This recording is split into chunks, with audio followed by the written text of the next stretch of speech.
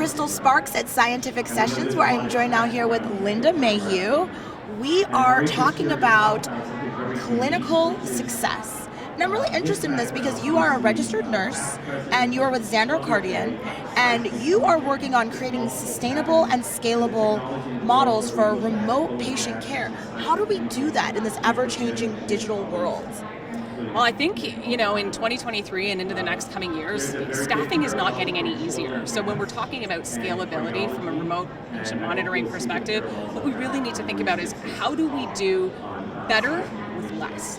So we really have to think about, how do we make sure that the technology that we're using is not only accurate, effective, valuable, but also affordable? And then how do we operationalize that? So how do we take this wealth of information that we've got coming from different devices, and how do we make that easy to understand and really kind of put that in a way that a clinician can get the most accurate and useful information, right? So we're not bombarding them. We're not just moving the staffing crisis from an acute care center to a remote patient monitoring company, but we're actually using that information in a better way.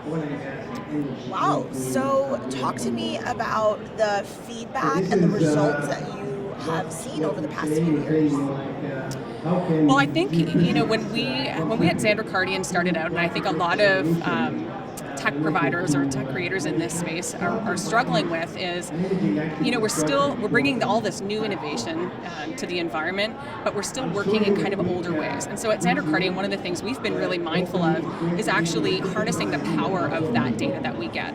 So in with our device, we typically get somewhere in the neighborhood of 5,000 or so heart rate and respiratory rate measurements every day, autonomously and continuously. So the patient doesn't have to do anything with that. So really where the power of that data comes in is in trend analysis and understanding what's normal for one patient, so we can see when things start to change.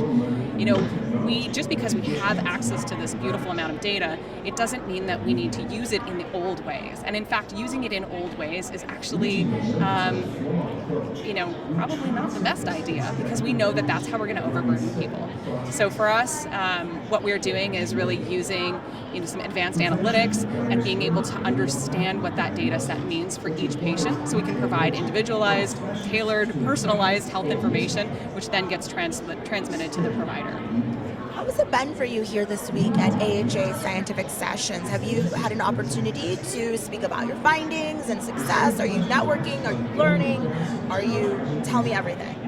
Well, AHA Scientific Sessions is a non-miss opportunity for me, so I'm here every year, and I love it. I mean, I think when you bring the power of this group together, there's nothing that we can't do. So for me, it's exciting to be able to walk around and see what the latest and greatest is, network, meet new people, and really just get inspired by everybody's journey together.